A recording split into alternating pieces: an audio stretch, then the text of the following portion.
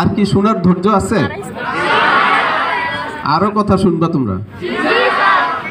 কথা শোনার ক্ষুধা এখনো মিটে নাই না? মিট উইথ সাকসেস আমাদের আজকের কি স্লোগান? Meet with success. তার মানে হচ্ছে সাফল্যের ক্ষুধা মিটাইতে হবে, ঠিক কি না? কথা এই জন্য শুনতেই হবে। আচ্ছা, তোমরা যদি কথা বলো তাহলে আমি কথা বলবো না, ঠিক আছে? তোমরা কথা বলো, আমি শুনি।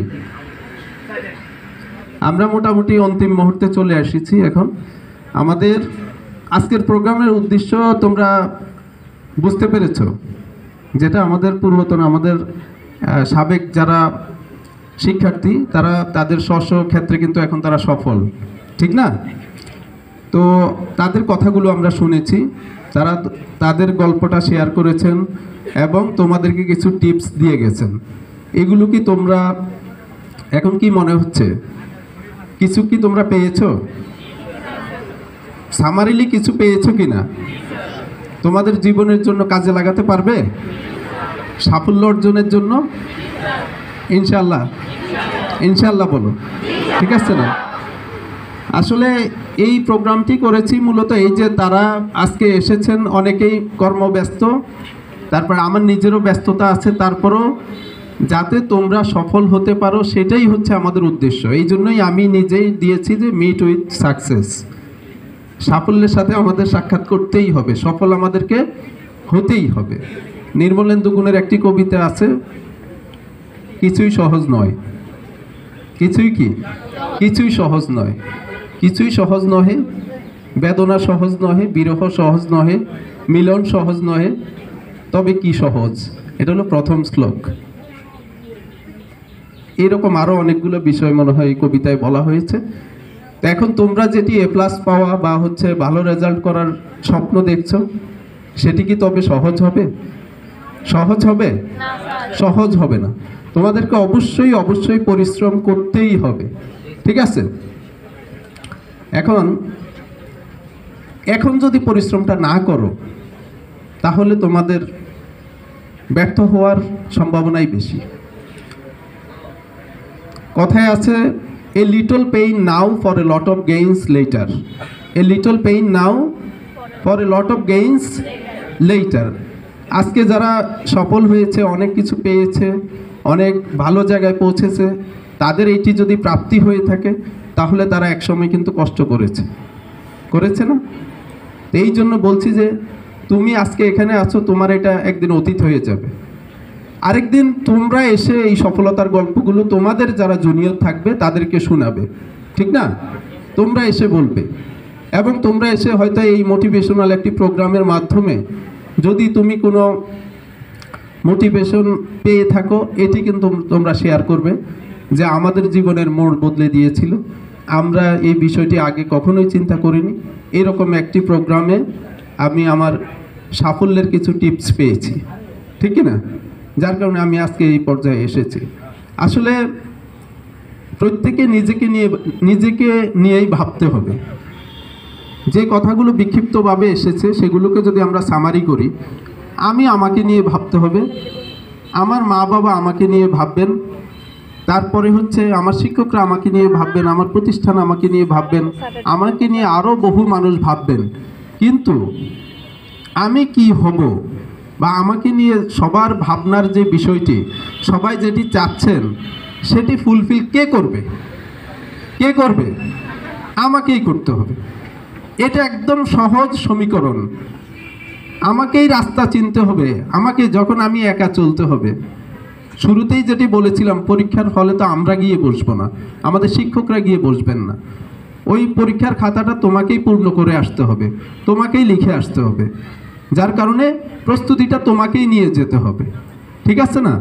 এই জন্য তোমাদের এই সামনের যে সময়টুকু আমার মনে হচ্ছে আমরা একটু সঠিকভাবে কাজে লাগাবো। আজকে মোবাইল ফোনের কথা আসছে, মোবাইল ফোন আসলেই এমন খারাপ একটি বিষয়।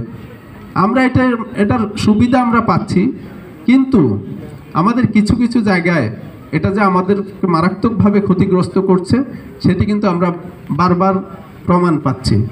আমি আজকে সকাল 7টার সময় আমাদের বার্ষিকীর লেখা কারেকশন করতেছিলাম, এই যে বানান ভুল বা হচ্ছে অসঙ্গতি এগুলো দেখতেছিলাম। এখানে এই ক্লাসেরই মনে হবে লিজা আক্তার তামান্না আছো কেউ? লিজা আক্তার তামান্না আছে? কই দাঁড়াও তো দেখি। লিজা আক্তার তামান্না, আচ্ছা, তার একটি লেখা দেখলাম যে স্বপ্নের অপমৃত্যু। তার লেখাটি হচ্ছে স্বপ্নের অপমৃত্যু। তো সে ওখানে ইমরান নামের একজনের বিষয়ে লিখছে, আমি জানি না আসলে কি এটা বাস্তব চরিত্র নাকি কাল্পনিক। ইমরান নামে একটি ছেলের কথা লিখেছে, সেখানে বলেছে যে ওই ইমরান সে ইঞ্জিনিয়ার হওয়ার স্বপ্ন দেখেছে,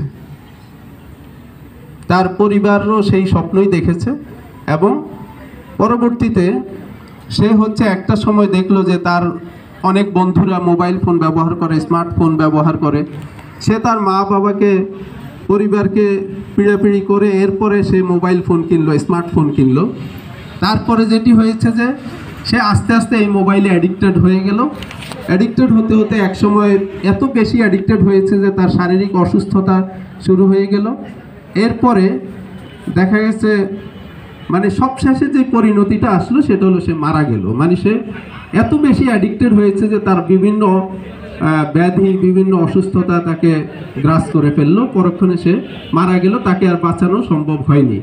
তো গল্পটি এই টাইপের। তো যেটা বললাম যে স্মার্টফোনের কথাই সে বলতে চাইলো এখানে, যে স্মার্টফোন একটি স্বপ্নের অপমৃত্যু ঘটাইলো। আমরা কিন্তু বাস্তবে আসলেই তাই, সেটা সে বাস্তব গল্প লেখক আর কাল্পনিক লেখক, বাস্তবে কিন্তু এখনকার সময়ে বিশেষ করে গত 10-12 বছরে এটাই কিন্তু সত্য হচ্ছে। মোবাইল ফোনে যারা অ্যাডিক্টেড হচ্ছে তাদেরকে দিয়ে ভালো কিছু হচ্ছে না, ভালো কিছু হচ্ছে না, এটা গ্যারান্টি। তুমি দেখবা যে যারা ফেসবুকে অ্যাডিক্টেড, সে ফেসবুকে খালি ব্রাউজ করতেই থাকে, স্ক্রল করতেই থাকে, এরপরে কি দেখি আর কে কি পোস্ট দিয়েছে, আমার কোন বান্ধবী কি দিয়েছে, আমার কোন বন্ধু কি দিয়েছে, সে কোথায় গিয়েছে, তারপরে কক্সবাজার গিয়েছে নাকি তোমার পটুয়াখালী গিয়েছে, আমি দেখি। তারপরে আবার মা বাবাকে বলে আমাদেরকেও নিয়ে যাও। এই যে এই বিষয়গুলো মানে ফেসবুকে, এরপরে কে কার খাওয়ার ছবি দিয়েছে, কে তোমার অন্য কোনো গল্প লিখেছে, এইভাবে এই জিনিসগুলো। তো আমাদের বিষয়টা হচ্ছে আমাদেরকে বুঝতে হবে যে আসলে আগে আমার লাইফ নিয়ে আমাকে ভাবতে হবে, আমার লাইফকে আমি কোথায় নিতে চাই। আমি সেই দিকে নজর না দিয়ে আমি হচ্ছে মোবাইল ফোন নিয়ে ব্যস্ত, ঠিক আছে। তো আমার এই যে পড়াশোনা, আমার যে কোয়ালিটি টাইম দেওয়া দরকার পড়াশোনার ক্ষেত্রে, আমাদের কিন্তু এখন যারা তোমরা আসো, তোমরা যদি পত্রপত্রিকা বা বিভিন্ন মিডিয়াতে অথবা কোনো মানুষের মুখে যদি তার সাফল্যের গল্প শুনো, তাহলে তোমাদের হয়তো অবাক লাগবে যে অনেকেই বলে যে আমি 18 ঘন্টা পড়াশোনা করেছি, আমি দৈনিক কত ঘন্টা পড়াশোনা। এই গল্প কি শুনো নাই তোমরা? শুনো নাই? আচ্ছা, 18 ঘন্টা অর্থাৎ এটা এমন না যে সে সারা বছর ব্যাপী 18 ঘন্টা পড়াশোনা করেছে, ব্যাপারটা এরকম না। অনেকেই হয়তো বা এটা উদাহরণ দিতে গিয়ে বলে যে আমাদের পরীক্ষার আগের 2 মাস বা 3 মাস আমরা 18 ঘন্টা 16 ঘন্টা এরকম পড়াশোনা করেছি, কিন্তু অন্যান্য সারা বছরের অন্যান্য সময় যে 18 ঘন্টা, ব্যাপারটা কিন্তু সবসময় হয়তো এটা নাও হতে পারে। আবার আমাদেরও পূর্বে হয়তো ওনাদের বয়সী যারা বা তারও বয়সী যারা, অনেকে কিন্তু সত্যিকার অর্থে এরকম পড়াশোনা করেছে 16 ঘন্টা 18 ঘন্টা, কারণ তার তো মোবাইল ফোন ছিল না, ইভেন তার অ্যানালগ মোবাইল ফোন যেগুলো, এগুলোও তো ছিল না। ওইগুলো আসছে আমাদের এখানে 90 দশকের পরে, ঠিক আছে। তার মানে হচ্ছে তুমি দেখো 90-এর আগে যারা ছিল তারা কিভাবে ছিল। তো এখন তারা কিন্তু যোগাযোগ করতো তোমার চিঠিপত্র দিয়ে, এটা কি তোমরা শুনেছো? গ্রাম থেকে ঢাকাতে চিঠি পাঠাইতো, ওই চিঠির জবাব 15 দিন 1 মাস পরে আবার যেত, তারপরে আবার চিঠি দিত, এইভাবে চিঠির যোগাযোগ হতো। 1 মাস পরে চিঠি আসতো, হ্যাঁ, আবার কখনো কখনো চিঠি কি হতো, মিসিংও হতো, ডাকপিয়ন হয়তো ঠিকমতো বাসায় দিত না। তো এই যে এই গল্পগুলো এখন আমাদের কাছে এগুলো গল্প হয়ে গেছে, কিন্তু আসলে এটা সত্য ছিল। বিদেশে চিঠি দিলে এরকম 2-3 মাস পরে রিপ্লাই পাওয়া যেত, তারপরে আবার চিঠি দিত, ওই চিঠির মধ্যে যা যা বলতো ওইটার জবাব দিয়ে আরও কিছু যোগ করে চিঠি পাঠানো হইতো। তো এখন ওই দিনগুলো তো অনেক পুরনো হয়ে গেছে। তো এখন বিষয়টা হচ্ছে আমি যেটা বলছিলাম যে 16 ঘন্টা 18 ঘন্টা অনেক শিক্ষকরা আমাদের বলেছেন তারা নিজেরাও পড়াশোনা করেই কিন্তু এই পর্যায়ে আসতে পেরেছেন, অভিজ্ঞ হয়েছেন। তারপরে হচ্ছে আমাদেরকে সেইভাবে টিপস দিয়েছিলেন। কিন্তু এখন আমাদের যেই বিষয়টি করা দরকার সেটি হচ্ছে, আমরা যেটি মনে করি যে একজন শিক্ষার্থী সে নিজে বুঝতে পারার কথা, যে যেমন তোমরা প্রায় 11-12 বছর তোমরা পড়াশোনা করে আসতেছো, তোমার নিজেরে বুঝতে পারার কথা যে তোমার জন্য কয় ঘন্টা সুইটেবল, কয় ঘন্টা পড়াশোনা করা সুইটেবল, এটা কি বুঝতে পারছো? আমাদের কোনো কোনো শিক্ষার্থী আছে 10 ঘন্টা পড়ে, আবার কোনো শিক্ষার্থী আছে 3 ঘন্টা পড়ে, কিন্তু উভয়ই কিন্তু সমান মানে উন্নতি হয় উভয়ের ক্ষেত্রেই। 3 ঘন্টা পড়ে সে ক্যাপচার করতে পারে যেই পরিমাণ পড়া, আবার আরেকজন 10 ঘন্টা পড়ে ক্যাপচার করতে পারে সেই পরিমাণ পড়া। তাহলে আমি যদি 3 ঘন্টায় যেই ক্যাপচার করতে পারে একটা পরিমাণ, তাকে যদি আমি পিড়াপিড়ি করে যে তুমি 10 ঘন্টা পড়ো, দরকার আছে আমার? দরকার তো নাই। আমার কথা হচ্ছে তুমি একটা ভালো রেজাল্ট চাচ্ছ, ভালো রেজাল্ট করতে চাইতেছো, তুমি ডিটারমিন করবা, নির্ধারণ করবা যে তোমার কত ঘন্টা পড়া দরকার, ঠিক আছে না?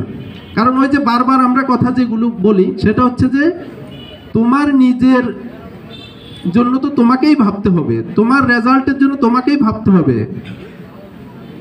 তোমাদের সামষ্টিক রেজাল্টে আমরা সাময়িকভাবে আমরা বেনিফিটেড হব, প্রতিষ্ঠানের সুনাম বৃদ্ধি পাবে, কিন্তু এই রেজাল্টটা কিন্তু তোমার নিজের জন্যই, ঠিক আছে না? তোমার ক্যারিয়ারের জন্যই।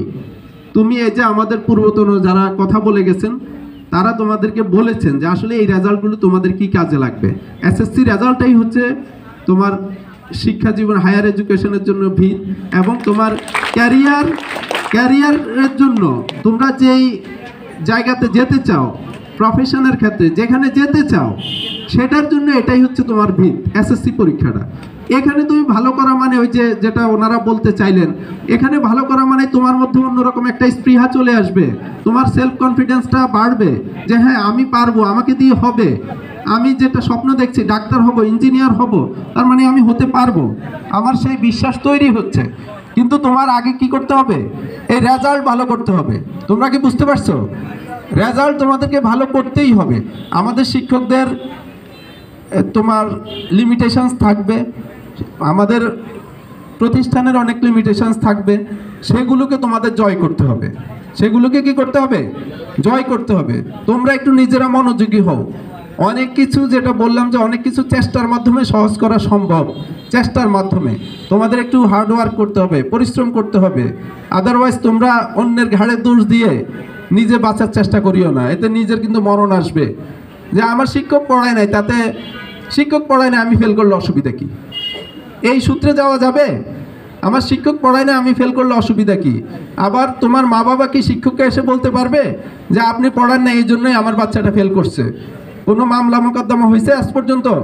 দেখেছো তোমরা যে এসএসসি পরীক্ষায় অথবা এইচএসসি পরীক্ষায় ফেল করেছে, এরপরে প্রতিষ্ঠানে এসে এখন ওই যে উনি ডাক্তার আছেন, যেমন অনেক হাসপাতালে কিন্তু তোমার কোনো কারণে রুগীর অ্যাক্সিডেন্ট হলে এরপরে মামলা মোকদ্দমা এখন শুরু হয়ে গেছে, মামলা মোকদ্দমা হচ্ছে। কিন্তু এটা শিক্ষা প্রতিষ্ঠানে কি এরকম কোনোদিন হয়েছে যে শিক্ষার্থী ফেল করছে আর থানায় গিয়ে মামলা করছে আমার বাচ্চা কেন ফেল করলো, বাংলা সাবজেক্টের বিরুদ্ধে গিয়ে মামলা করছে? হ্যাঁ, উনি তো ভালো করে পড়ায় নাই, অতএব ওনার শাস্তি হোক, ফাঁসি হোক, ঠিক আছে না? এরকম হয়েছে কখনো? অতএব তোমাদেরকে সাবধান হতে হবে। তোমাদের নিজের কাজটা তোমাদেরকেই করতে হবে, অন্য কেউ করে দিবে না। আমি আগেই বলে দিয়েছি যে লিমিটেশনস থাকবে, সেই জায়গাগুলোতে আমরা কাজ করার চেষ্টা করব, উন্নতি করার চেষ্টা করব। হয়তো দেখা গেছে আজকে আমরা অনেক কিছুতে পরিমার্জন করার চেষ্টা করতেছি, এটার বেনিফিশিয়ারি হয়তো তোমাদের পরবর্তী ব্যাচ হতে পারে, তারপরের ব্যাচ হতে পারে।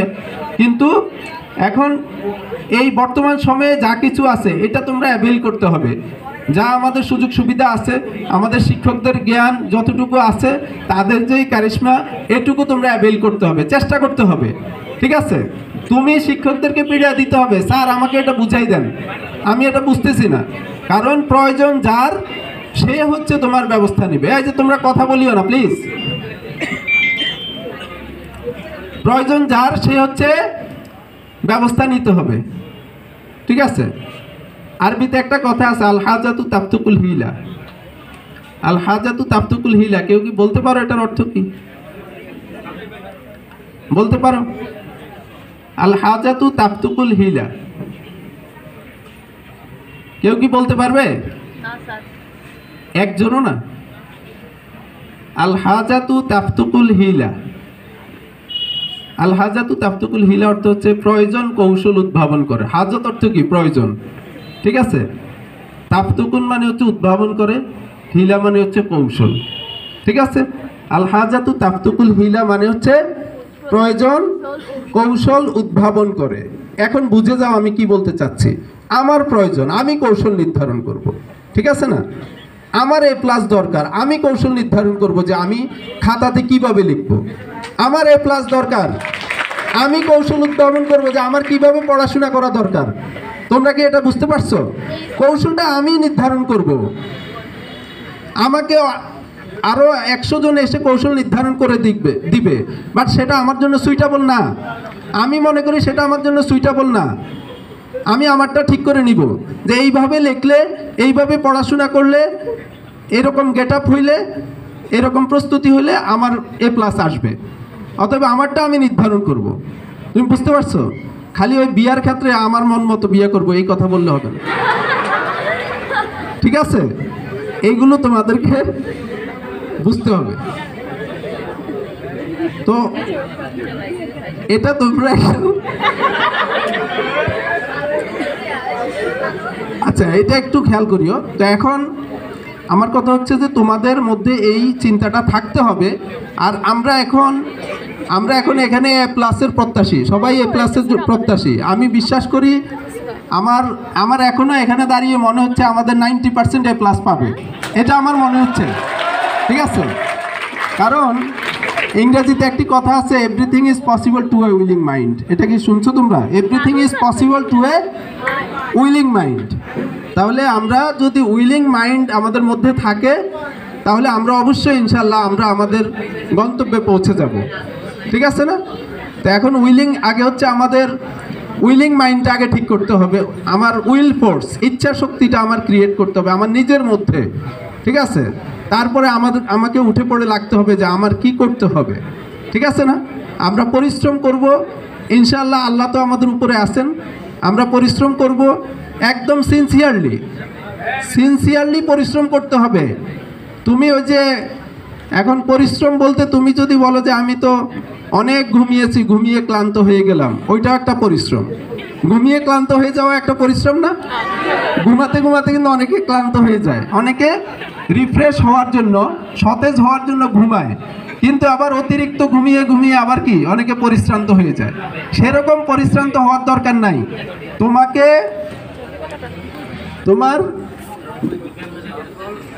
আচ্ছা ঠিক আছে, যাও, ওরা যাক। তাহলে আমাদেরকে মাথায় রাখতে হবে কি, যে আমাদের যেই পরিশ্রমটা আমরা করব এটা আমাদের সিনসিয়ার হইতে হবে। হ্যাঁ, ইংরেজিতে আরেকটি কথা আছে, sincere labour never goes unrewarded. এটা কি শুনেছো তোমরা? Sincere labour never goes unrewarded, এটা শুনো নাই? এটার অর্থ কি কেউ বলতে পারো?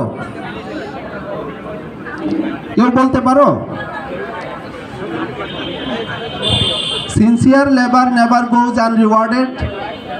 রিওয়ার্ড অর্থ জানো না তোমরা? রিওয়ার্ড অর্থ কি? পুরস্কার। আনরিওয়ার্ডেড মানে হচ্ছে অপুরস্কৃত। তো সিনসিয়ার লেবার মানে কি? আন্তরিক পরিশ্রম। নেভার গোজ আনরিওয়ার্ডেড মানে অপুরস্কৃত থাকে না। সিনসিয়ার লেবার নেভার গোজ আনরিওয়ার্ডেড মানে আন্তরিক পরিশ্রম কখনো অপুরস্কৃত থাকে না। তুমি যদি আন্তরিকভাবে পরিশ্রম করে যাও, একদম নিবেদিত হয়ে, মনোনিবেশ করে, নিমগ্ন হয়ে যদি পড়াশোনাতে তুমি থাকো, তাহলে তোমার জন্য আল্লাহ কি করবেন? পুরস্কার নির্ধারণ করে ফেলবেন। বুঝতে পারছো? আল্লাহ বলো বা যারা সৃষ্টিকর্তা বলো, তোমাদের জন্য পুরস্কার নির্ধারণ করে ফেলবেন যে ও তো এত বেশি পরিশ্রম করতেছে, আর ওর মনের মধ্যে স্বপ্ন হচ্ছে এ প্লাস পাওয়ার, ওর মনের মধ্যে স্বপ্ন হচ্ছে ভবিষ্যতে ডাক্তার হওয়ার, ইঞ্জিনিয়ার হওয়ার, তাহলে তাকে ওই রাস্তাটা আমি সুগম করে দেই। আল্লাহ কিন্তু তোমার জন্য নির্ধারণ করে ফেলবেন। তাহলে তোমাদের এই বিষয়টা বুঝতে হবে, কি করা উচিত তোমরা এখন নিশ্চয়ই বুঝতেছো, ঠিক আছে না। তারপরে যে বিষয়টি সেটি হচ্ছে, দেখো আচ্ছা, আরেকটি কথা এটাকে আগে বলেছিলাম তোমাদেরকে, সেটি হলো যে ভারতের একজন রাইটার আছেন শিব খেরা, উনি একটি বই লিখেছেন you can win, you can win. সে বইতে একটি উপরের মলাটেই একটি কথা আছে যে winners do not do different things, they do things differently. এটি তোমরা শুনেছো? Winners do not do different things, they do things differently. অর্থ কি? অর্থ হচ্ছে বিজয়ীরা ভিন্ন কিছু করে না, একই জিনিস ভিন্নভাবে করে। একই জিনিস ভিন্নভাবে করে। বিজয়ীরা ভিন্ন কিছু করে না, একই জিনিস ভিন্নভাবে করে। আমি আমার জীবনের গল্প যদি বলি ছোট্ট করে, সেটি হচ্ছে আমি যখন বিশ্ববিদ্যালয়ে ভর্তি পরীক্ষার আমি প্রস্তুতি নিচ্ছিলাম। একটু খেয়াল করতে হবে, আমি তো ঢাকা বিশ্ববিদ্যালয়ে পড়াশোনা করেছি আইন বিভাগে।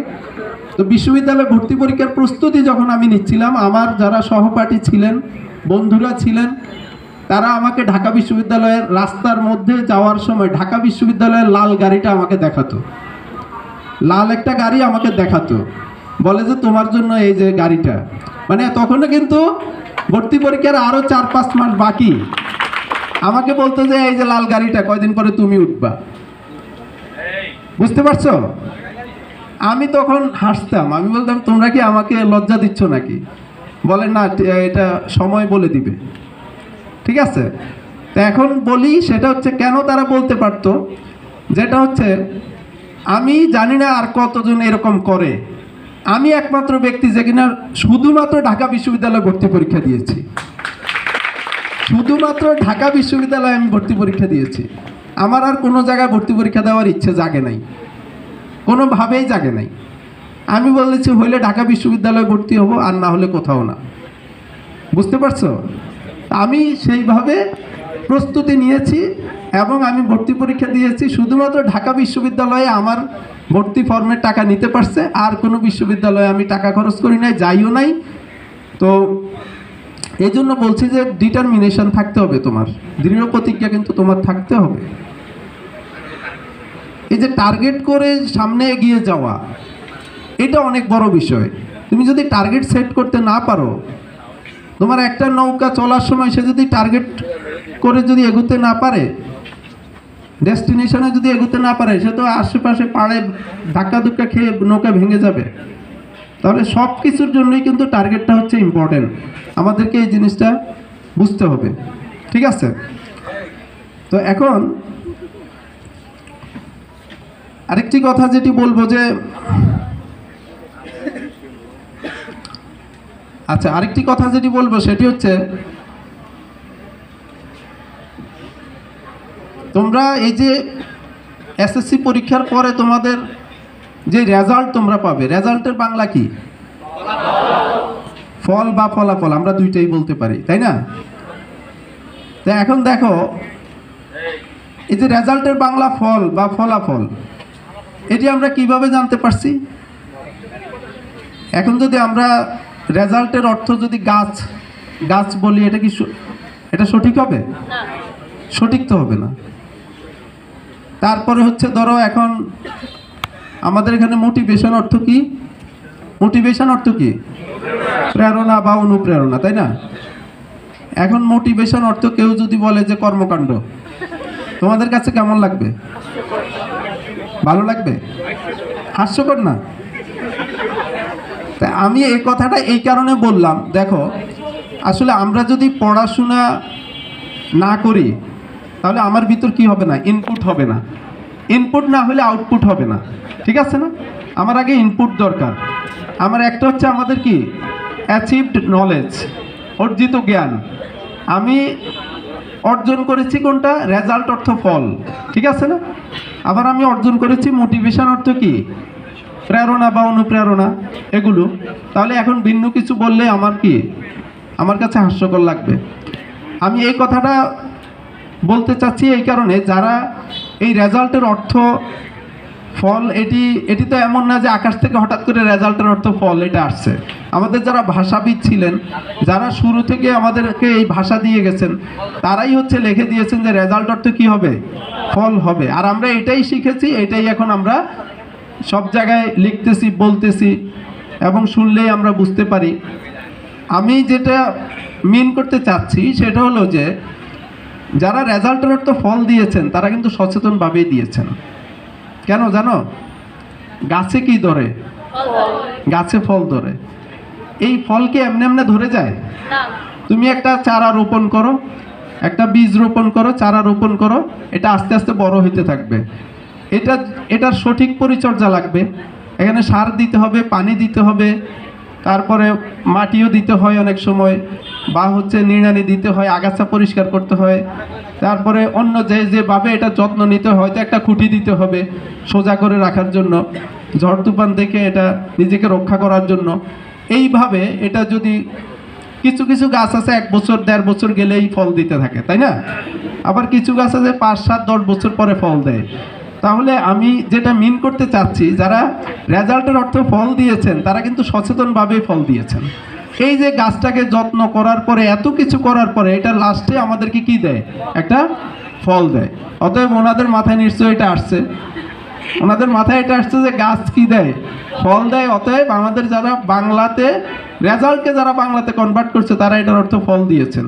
রেজাল্ট অর্থ ফল, মানে সব কিছু করার পরে তোমার কি আসবে? ফল আসবে। এই জন্য তোমাদেরকে এই কাজগুলো করতে হবে, ঠিক আছে? তো এখন আমাদের অনেকের ক্ষেত্রে ফলটা সহজে আসে, অনেকের জন্য এটা কঠিন হয়ে যায়, ঠিক না? কঠিন হয়ে যায়। অনেক কৃষক বলে যে এত চেষ্টা করলাম এবার ভালো ফলন হলো না, বলে না? ভালো ফলন হয় নাই। আবার অনেকে অল্প চেষ্টাতেই কিন্তু ভালো ফলন হয়। আবার আরেকটা আছে যে তোমার মানে খুব কম চেষ্টাতেই বা চেষ্টা না করেও তোমার ফল আসে। যেমন গাছের কথা যদি বলি, কিছু কিছু গাছ আছে যে গাছগুলো তুমি কোনো পরিচর্যা ছাড়াই ফল আসবে। তোমরা কি চিনো ওই গাছগুলো? চিনো? হ্যাঁ, পরিচর্যা ছাড়াই ফল আসে। তাল গাছ। আচ্ছা শোনো, অনেকগুলো গাছ আছে এরকম। আরেকটা আছে যেমন এই যে পাহাড়ে টিলাতে তোমরা অনেক গাছ দেখো না? পাহাড় অঞ্চলে, বিশেষ করে পার্বত্য চট্টগ্রাম এলাকায়, ওখানে পাহাড় উঁচু এলাকাতে কিন্তু অনেক গাছ আছে যেগুলো আমরা কোনোদিন পরিচর্যা করতে যাই না, এবং পাহাড়ের পাদদেশে যারা বাস করে তারাও পরিচর্যা করে না ওইসব গাছের, কিন্তু ওইগুলাতে ফল আসে কি না? আমরা আবার ওই ফল খুব সুমিষ্ট, আমরা ভালো, আমরা কিন্তু ওইগুলো খাই। এখন বিষয়টা হচ্ছে আমাদের এখানে, আমি এই কথাটা আবার বলতে চাচ্ছি অন্য কারণে, আমাদের কিছু কিছু আছে যে এরা কিন্তু সত্যিকার অর্থেই ট্যালেন্ট, সত্যিকার অর্থেই এরা প্রতিভাবান, মানে গড গিফটেড একটা প্রতিভা থাকে। হ্যাঁ, তো গড গিফটেড প্রতিভা যাদের আছে তারা এই প্রতিভাটা কাজে লাগাতে হবে। দুইটা উদ্দেশ্য আমার এই কথা বলার। গড গিফটেড প্রতিভা যারা আছে সব দিক দিয়ে এক্সট্রাঅর্ডিনারি, তারা অসাধারণ সব দিক দিয়ে, তাদের এই প্রতিভাকে কাজে লাগাতে হবে। অর্থাৎ তাদের ক্ষেত্রে আমরা বা মা বাবা অভিভাবক খুব বেশি পরিচর্যা না করলেও তারা ওই কি পাহাড়ি গাছের মতো তারা ফল দিতে পারবে।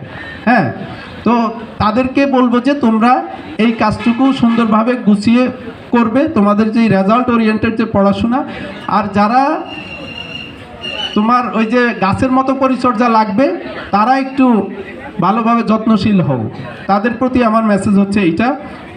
আর যে বিষয়টি সেটি হচ্ছে, আচ্ছা এখানে আমাদের কি ওই রেজাল্টগুলো আনছিলেন? যেমন আমরা বিশেষ পরীক্ষা যেটি নিয়েছি, তোমাদের বিশেষ ইভ্যালুয়েশন, সেখানে আমরা ঘোষণা কি দিয়েছিলাম যে 3 জন করে, প্রত্যেক বিভাগে 3 জন করে আমরা কি করব? পুরস্কৃত করবে। এই পুরস্কার তোমরা পেয়ে যাবে সামনের কোনো প্রোগ্রামে, আমরা হয়তো তোমাদেরকে পুরস্কার দিয়ে দিব। কিন্তু আমার কাছে সবচেয়ে 1-2টা বিষয় ভালো লেগেছে, আবার অনেক বিষয় খারাপ লেগেছে। তোমাদের সার্বিক রেজাল্ট যখন আমি দেখেছি যে ইংরেজিতে আমাদের একজন মেয়ে 57 পেয়েছে 60-এর মধ্যে। কে সে? আছে এখানে নাই? আচ্ছা, বিজ্ঞান মেলায় গিয়েছে। আমরা তার জন্য মনে একটু করতালি দিতে পারি, সে এখানে নাই। তো 60-এর মধ্যে 57 পাওয়া সম্ভব, এটা তো তোমরা বুঝতে পেরেছো নাকি? আবার কেউ আছে 60-এর মধ্যে 15 পেয়েছে, তাহলে দেখো পার্থক্যটা কোথায়। তাহলে এমন না যে 60-এর মধ্যে যে 57 পেয়েছে সে এলিয়ান কোনো কিছু। সে কি এলিয়ান? সে তো এলিয়ান না, সেও তোমাদের মতো রক্ত মাংসের মানুষ। তাহলে এই বিশ্বাসটা তোমাদের থাকতে হবে যে আরেকজন যদি পারে আমিও পারবো। বুঝতে পারছো? আরেকজন যদি পারে আমিও পারবো। এখন এমন হতে পারে যে সে 57 পাইছে, আমি 57 পাওয়ার মতো সেই ক্যাপাবিলিটি আমার নাই, কিন্তু তুমি 50 পাওয়ার অবস্থায় তো হয়তো যেতে পারবা চেষ্টা করলে, 45 পাওয়ার অবস্থায় যেতে পারবা, সেখানে হলেও যাও। এতে করে ওভারঅল তোমার রেজাল্টে খুব খারাপ হবে না। তা আমাদের কথা হচ্ছে এটি যে তোমরা দেখো যে তোমাদের সামনেই কিন্তু ভুরি ভুরি উদাহরণ আছে যে চেষ্টা করলেই যে ভালো কিছু হয়, এটা কিন্তু তোমরা দেখতে পাচ্ছ, তাই না? এজন্য তোমাদের সকলের প্রতি প্রত্যাশা থাকবে আগামী দিনগুলো একটু সুন্দরভাবে কাজে লাগাও। তাহলে যেটি হবে যে আমরা তোমাদের কাছ থেকে আমাদের যে প্রত্যাশা এবং তোমাদের যেই টার্গেট সেটি তোমরা অ্যাচিভ করতে পারবে। সর্বোপরি আমরা সবাই মিলে একটি ভালো দিনের অপেক্ষা করতে চাই, যার মাধ্যমে আমরা মনে করি এই প্রতিষ্ঠানের মুখ উজ্জ্বল হবে এবং তোমাদের প্রত্যেকেরই মুখ উজ্জ্বল হবে, এটি আমরা বিশ্বাস করতে চাই। তো আজকে সবশেষে আর 1 মিনিট বলবো, তোমাদের সব মিলিয়ে প্রোগ্রামটা কেমন লাগলো? সব মিলিয়ে তোমরা কি আজকের পর থেকে একটু ভিন্ন চিন্তা করে প্রিপারেশন নেওয়া শুরু করতে পারবে? হ্যাঁ, ভিন্ন চিন্তা মানে হচ্ছে যে আমি পারবো, আমাকে পারতেই হবে। ঠিক আছে, আমি পারবো, আমাকে পারতেই হবে ইনশাআল্লাহ। এটা বলো, আমি পারবো, আমাকে পারতেই হবে। ঠিক আছে, এটা আমার নিজের জন্য, আমার নিজের জন্য। আমরা যেরকম ওই যে অ্যাসেম্বলিতে শপথ বাক্য পাঠ করায় না, সবাই যদি ওই শপথ বাক্য ধারণ করে এবং তার ভবিষ্যতে যদি সে ওইভাবে কাজ করে, তাহলে দেখা গেছে যে আসলেই ভালো কিছু হবে। তো এখন তোমাদের প্রত্যেকের মধ্যে এই জিদ ছাড়া আসলে কোনো কিছু আসবে না। ওই যে যেটা নির্মলেন্দু গুণের কথা বললাম, কিছুই সহজ নয়, আসলেই সহজ নয়। এই পৃথিবীতে তুমি দেখবে যে আমরা আমাদের উদাহরণ দেই, আমরা এখন চাকরি করি, আমরা আমাদের ফ্যামিলিকে সময়ে দিতে পারি না। তোমরা কি এটা অনুমান করতে পারো? আমরা কিন্তু ফ্যামিলিকে সময় দিতে পারি না। আর আমাদের ফ্যামিলিকে আমরা কি বুঝাই যে আরেকটু সিনিয়র হলে সময় দিতে পারবো। হ্যাঁ, এভাবে বুঝিয়ে একটু মানে ইয়ে করে আর কি, তাদেরকে ডজ দেওয়া। ঠিক আছে, আরেকটু সিনিয়র হলে সময় দিতে পারবো, তখন আমার উপর প্রেশার কমবে বা আমার বিভিন্ন হ্যান্ডস থাকবে, কাজগুলো আমি এখন যেগুলো করতেছি এগুলো অন্যরা করবে, তখন একটু। কিন্তু সমস্যা হয়ে গেছে, যত সিনিয়র হচ্ছি তত দেখতেছি দায়িত্ব বাড়তেছে। বুঝতে পারছো? দায়িত্ব বাড়তেছে, আরও কোয়ালিটি টাইম দিতে হচ্ছে, আরও সময় দিতে হচ্ছে। তো এই জন্য ওই যেটা বললাম, কিছুই সহজ নয়। আমাদের দুনিয়ার জীবনটা এরকমই, আমাদেরকে প্রত্যেকটা জায়গাতে স্ট্রাগল করে উপরে উঠতে হবে। তা আমরা চাই যে তোমরা স্ট্রাগলিং লাইফ শুরু করো। তোমরা এটা মনে করার দরকার নাই যে আমি স্ট্রাগল করব না, অতএব মানে আমি হাল ছেড়ে দিলাম, আমার ভালো কিছু দরকার নাই, এরকম তোমাদের মনে করার দরকার নেই। ঠিক আছে, স্ট্রাগল করতে হবে। তুমি ন্যূনতম যদি তোমার সোশ্যাল স্ট্যাটাস নিয়ে বাঁচতে হয়, তোমাকে স্ট্রাগল করতে হবে। আর এই স্ট্রাগলিং লাইফটা তোমাদের এখান থেকেই শুরু করতে হবে, বিশেষ করে স্টুডেন্ট লাইফের এই সময়টা থেকেই। এখানে যদি তুমি খারাপ করে ফেলো, তাহলে দেখা যাচ্ছে তোমার পরবর্তী সময়টা তোমাদের অন্ধকার হয়ে যাবে। এই বিষয়গুলো তোমাদেরকে খেয়াল রাখতে হবে। আমাদের অভিভাবক যারা আছেন তারাও একটু সচেতন থাকবেন। আর আমাদের আগামী 29 তারিখ আমরা তোমাদের মা বাবা অভিভাবক যিনি আছেন তাদের সাথে আমরা কথা বলবো। 29 তারিখ দুপুর 12টার সময় সকলের উপস্থিতি কাম্য, সবাইকে আবশ্যিকভাবে উপস্থিত থাকতে হবে। আমরা তোমাদের মা বাবাদের সাথে কথা বলবো। আমরা চাই যে আমরা এইবার একটা রিভলিউশন সৃষ্টি করতে, ঠিক আছে না? এবার একটা কি রিভলিউশন সৃষ্টি করতে, এইবার 24-এর যে গণ অভ্যুত্থান সেটিকে আমরা কি দিতে চাই, মানে ওই যে বলে না উৎসর্গ করতে চাই। সেটিকে আমরা আমাদের রেজাল্ট, আমরা একটি ভালো রেজাল্ট করার মাধ্যমে এই ভালো রেজাল্টটি 24-এর গণ অভ্যুত্থানকে আমরা উৎসর্গ করতে চাই। ঠিক আছে, আমরা মোবাইল জেনারেশন হব না, স্মার্টফোন জেনারেশন হব না, আমরা হচ্ছে যে তোমার জ্ঞান শূন্য জেনারেশন হব না। এই জিনিসটা আমরা অটো পাসের জেনারেশন হব না। ঠিক আছে, আমরা ফেলটুস ফেলটুসের জেনারেশন আমরা হব না, বুঝতে পারছো? আমরা সবাই ব্রিলিয়ান্ট জেনারেশন হব, আমরা সবাই এ প্লাস ধারী জেনারেশন হব, ঠিক আছে?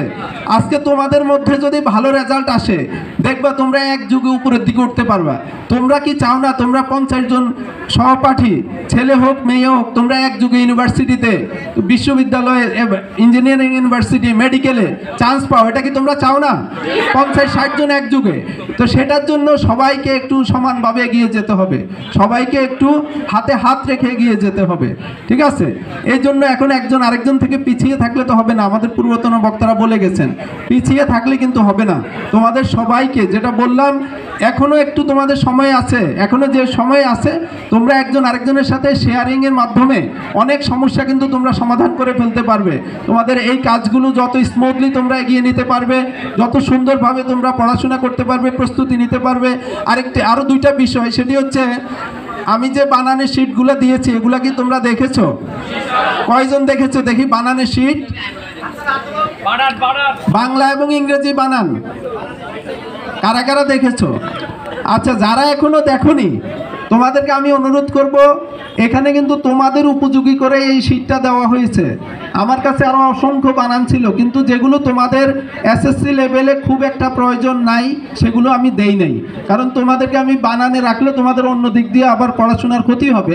যার কারণে তোমরা যেগুলো একদম ন্যূনতম তোমাদের প্রয়োজন সেগুলো আমি দিয়েছি। ইংরেজির ক্ষেত্রেও সেম। এই জিনিসটা তোমাদেরকে কি করতে হবে? খেয়াল রাখতে হবে, ঠিক আছে? কথাটা বোঝা গেল? আর যে বিষয় হচ্ছে যে তোমাদের আরেকটি বিষয় হচ্ছে তোমাদের আমরা একটা প্রেজেন্টেশন তোমাদেরকে দেখানো হয়েছে, বিশেষ করে খাতার উপস্থাপনা, পরীক্ষার খাতার। ওইটিকে তোমাদের মাথায় আছে না ডিলিট হয়ে গেছে? কার কার মাথায় আছে দেখি?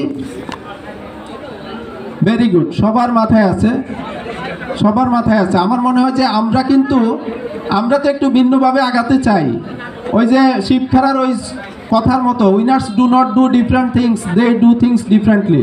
আমরা ভিন্নভাবে কিন্তু বিজয়ী হতে চাই, ভিন্নভাবে আমরা বিজয়ী হতে চাই। আমি আমার এই খাতার উপস্থাপনার বিষয় তোমাদেরকে বলবো, তোমরা একদম এই আমাদের সামনে যে মডেল টেস্ট আছে সেটিতে তোমরা এটি প্রয়োগ করবে। আমরা কিন্তু প্রত্যেকটা খাতা কিন্তু আমি দেখব, আমি প্রত্যেকটা টিচারের কাছ থেকে খাতা এনে আমি দেখব যে তোমরা সেটা অ্যাপ্লাই করেছো কিনা, বুঝতে পারছো? আমি কিন্তু প্রতিষ্ঠানের গুরুত্বপূর্ণ যে বিষয়গুলো আছে এবং যেই জায়গাগুলোতে আমি উন্নতি চাই, এগুলোতে আমি শতভাগ নিয়োজিত হয়ে কাজ করি। অতএব তোমরা এটা মনে করার কোনো কাজ নাই অধ্যক্ষ স্যার এখানে বলে গেছেন উনির কি এত সময় আছে, এটা তোমাদের মনে করার কোনো কারণ নাই। আমার সময় আছে কি নাই এটা অন্যরা জানে, বুঝতে পারছো? আমি গাড়িতে আসা যাওয়ার পথেও কারেকশন, এই যে একটু আগেও বার্ষিকীর একটা লেখা, আসা যাওয়ার পথে আমি কারেকশন করে দিচ্ছি। আমার ক্ষেত্রে যে বিষয়টা, এটা নিজের জন্য নিজের বলে বলছি না আমি, কিন্তু তোমাদেরকে যদি বাংলা ধরো কয়েক পৃষ্ঠা লেখা কারেকশন করতে দেই, তোমাদের জন্য যদি 10 ঘন্টা লাগে, আমার জন্য সেটা আধা ঘন্টা লাগবে, বুঝতে পারছো?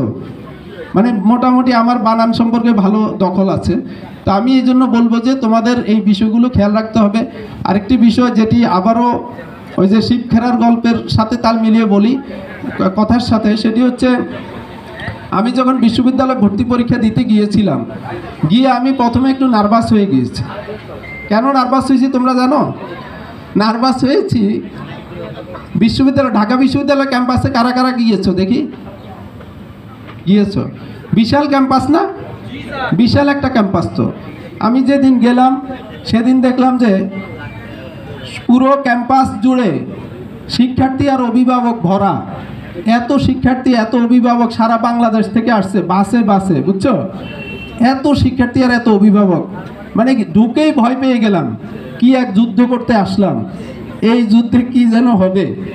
তারপরে দেখলাম যে পরীক্ষার ধরো আরও 40-45 মিনিট বাকি। এরপরে দেখি যে সব জায়গায় মানে বই আর বই কি সবাই বসে বসে আজকের বিশ্ব আছে একটা, আজকের বিশ্ব, এরপরে আসছে নতুন বিশ্ব। আজকের বিশ্বটা তখন বেশি ছিল।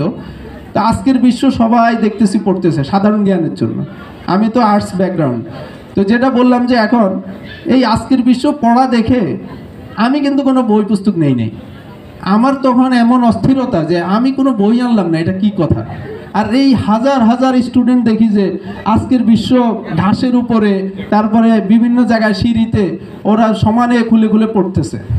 আবার অনেককে দেখলাম ওই দিনের প্রথম আলো পত্রিকার মডেল টেস্ট দেয়, বিশ্ববিদ্যালয় ভর্তি মডেল টেস্ট, ওইটা সলভ করতেছে, ওরা আবার নিচে দিয়ে উত্তর দিয়ে দেয়, ওইটা মিলাচ্ছে, শেষ মুহূর্তে না জানি ওখান থেকে কমন পড়ে কিনা। আচ্ছা, তো এখন আমার ভয়ও হচ্ছিল, পরক্ষণে আমি আবার ওই যে আমাদের ডাক্তার সাহেবকে, ওনাকে আমি বলতেছিলাম যে ওরা স্ট্রেস ম্যানেজমেন্টটা কিভাবে করবে ওইটা একটু বলেন। তা আমি যেটা চিন্তা করলাম, আমার মধ্যে তখন একটা জিনিস কাজ করছে তখনকার সময়ে। আমি বললাম আচ্ছা, আমি দেখলাম যে এক একজন এক এক পৃষ্ঠায় আছে। মনে করো কেউ আন্তর্জাতিক বিভিন্ন সংস্থা, কেউ দিবস, কেউ, আমি একটু ঘুরে ঘুরে দেখতেছিলাম কে কি পড়তেছে, ঠিক আছে, কেউ দিবস, তারপরে হচ্ছে কেউ কবি সাহিত্যিক, এইভাবে সাধারণ জ্ঞানের জিনিসগুলো আমি দেখতেছিলাম। পরক্ষণে আমার মধ্যে একটা জিনিস কাজ করছে, সেটি হচ্ছে যে এই আজকের বিশ্বটা আমি বাসায় মুখস্থ করে ফেলছি। বুঝতে পারছো? আজকের বিশ্বটা আমি বাসাতেই মুখস্থ করে ফেলছি। তো আমার এখন আবার ওইটি নিয়ে টেনশন করতে হবে কেন? আমার তো প্রিপারেশন আছেই। তোমরা কথা বুঝছো না? আমার তো প্রিপারেশন আছে, তাহলে আমি টেনশন করবো কেন? আমি জোর করে নিঃশ্বাস নিলাম, সারছে বাদ, ওরা পড়ে যারা। আমি একটা জিনিস ওখান থেকে বুঝতে পারছি, যখন আমি ভর্তি পরীক্ষা পাশ করলাম তখন আমি বুঝতে পারছি আসলে ওইটা আমার একদম ভ্রান্ত একটা টেনশন ছিল, ভুল টেনশন ছিল। ওদেরকে দেখে, ওদের প্রিপারেশান দেখে আমি যেটা উপলব্ধি করলাম সেটা হচ্ছে আসলে তোমার পরীক্ষার হলে ঢুকার আগ মুহূর্তে কোন ক্যাটাগরির স্টুডেন্টরা তোমার পড়াশোনা নিয়ে অস্থির হবে সেটা একটু চিন্তা করে দেখো সূক্ষ্ম বিশ্লেষণে। যার কিনা ওই পেজটাতে এখনও মনে হচ্ছে দুর্বলতা আছে, যার কিনা মনে হচ্ছে এখনও অনেক কিছু পড়ে নাই, ঘাটতি আছে, তো তারই তো টেনশনটা বেশি থাকবে, তাই না? সে আবার দেখতেছে শেষ মুহূর্তের প্রস্তুতি, শেষ মুহূর্তে আরেকটা অধ্যায় যাবে, আরেকটা বিষয় যাবে, ধরবে যে এই জায়গাটা তো আমি এখনও পড়ি নাই, সাম্প্রতিক জ্ঞানগুলো তো সাম্প্রতিক যে কোয়েশ্চেনগুলো আছে এগুলো আমি এখনও দেখি নাই, তার মানে সে একটার পর একটাতে যাচ্ছে, অস্থিরতা তার মধ্যে। আমি শুধু ওইটা ভেবে আমি নিজেকে একটু কুল রাখতে পেরেছি। বুঝতে পারছো?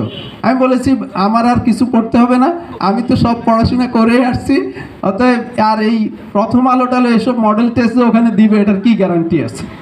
আমি ওইগুলো নিয়ে আর কোনো টেনশন করি না। আমি চিন্তা করলাম আমার যে প্রিপারেশান আছে সেটা দিয়ে আমি ইনশাল্লাহ ভালো পরীক্ষা দিতে পারবো, এবং আমার ভালো পরীক্ষা দেওয়া সম্ভব হয়েছে, আমার মধ্যে একটুও টেনশন কাজ করে নাই।